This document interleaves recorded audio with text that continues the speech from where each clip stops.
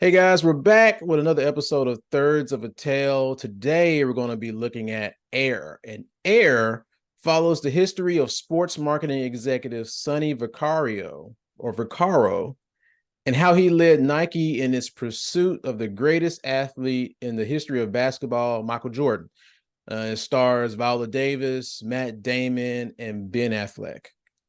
So right now you can catch this one on, what was it, Amazon Prime. Yeah, Prime. Air is on. So like some highlights for me was that this was an interesting. They used music more so than set design to put you back into like the what's this like the 80s, like Hmm. 80s feel. They use music more than the set design to like put you into that frame of mind, which I thought was cool. Normally people, they use like the cars, they use like, like the costuming more, way more, and they use, just set design to be like, hey, we're in the 80s, but they use music, which is really cool. Yeah, I can see that. And they it kind of paid like homage to like a lot of the items back from that decade. Like they did a lot of shots of random, things that were of the 80s too. Yeah. Like Yeah. I felt it. I felt it in their wardrobe too, though. I mean, especially with some of them hairstyles they was rocking. But ultimately for me, like the Mm. big takeaway for me was not even about the movie per se, but just about like trusting your gut, like believing in your vision for something, no matter what people say or what you got to do to make it like a reality. There was Yeah. definitely moments where Matt Damon's character it was just him being like, I feel it and I know this is right. I've never felt anything like this before and I'm going for it. Yeah. Yeah. He had to So take for, some taking risks. yeah, some Hmm. crazy risks. So that really stood out for me in the film, and for me, I enjoyed it. Now I would say like it's kind of like a slow burn. I don't know if other people will enjoy it as much as maybe I enjoyed it, but Hmm. again, his like the process of like getting from A to B was what kind of like hooked me into it and made me like just really be into how he got him to change his mind, or really how he found an opportunity to sway Michael Jordan. Yeah. Yeah. I mean, well, it didn't feel like a slow burn to me. The movie just it felt kind of like short. It kind of just rolled Hmm. rolled along. Um, but speaking of Michael Jordan, he was like he's the big elephant in the room, and they did a Yeah. really good job of like he was present, but he wasn't present.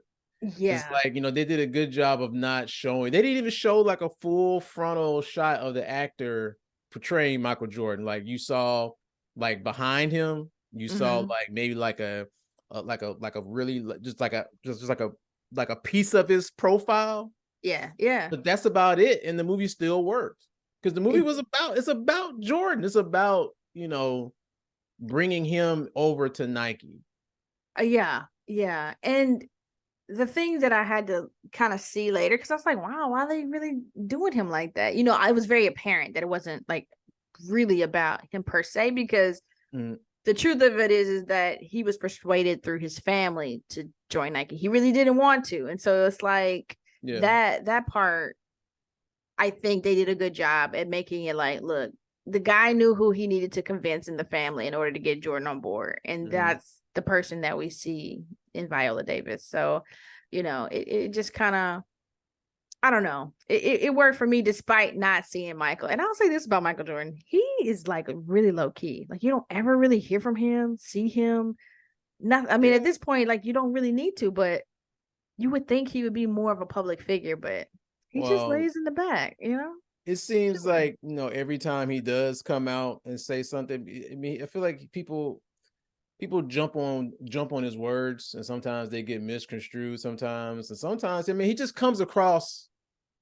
I've seen clips of Michael where he comes across kind of like a jerk.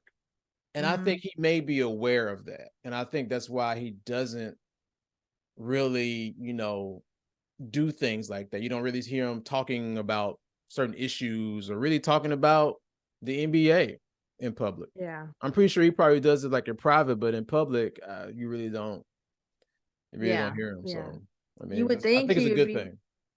right. And he might have, because he managed his money so well when he was playing, Maybe he doesn't need the engagements that like I'm not saying other people need it, but like you see like Charles Barkley or other people who are like really big or Larry Bird who are like, doing like the NCAA conferences and they kind of like narrate certain things, but you never really see Jordan. So maybe just because he's just like, nah, Yeah, I'm good. probably.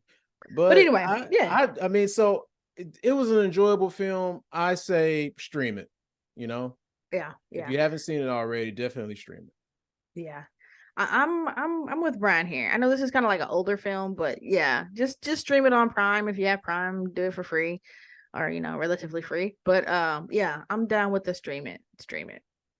All right, so I guess we're going to spin the wheel and see what's next. Okay. Here we go. Let's see what we're gonna watch next week.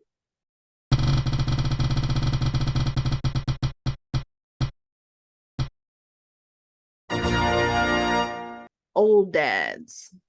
Old dads. All right, Old that's dads.